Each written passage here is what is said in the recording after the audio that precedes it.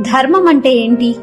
ధర్మసాక్షిగా పెండ్లాడిన భార్యను వదిలివేయకుండా ఉండడం వివాహ ధర్మం. తన భర్త అందహీనుడైనా స్థితిపరుడు కాకున్నా నమ్మి ఉండడం భార్య ధర్మం.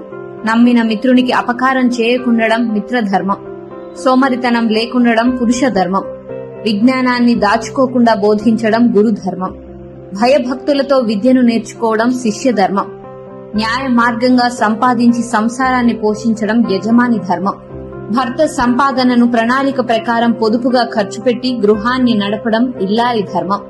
సైనికుడిగా ఉండి దేశాన్ని ప్రజలను కాపాడడం సైనిక ధర్మం. వృద్ధులైన తల్లిదండ్రుల్ని ఆదరించి పోషించడం బిడ్డల ధర్మం. తాను జన్మనిచ్చిన బిడ్డల్ని ప్రయోజకుల్ని చేయడం తండ్రి ధర్మం. తన ఇంటికి తనను కన్నవారికి పేరు ప్రతిష్టలు తేవడం బిడ్డల ధర్మం. తన వృత్తి ఎటువంటిదైనా వృత్తిని గౌరవించడం ప్రతి వాని ధర్మం. తాను సంపాదించిన దాన్ని తన వారితో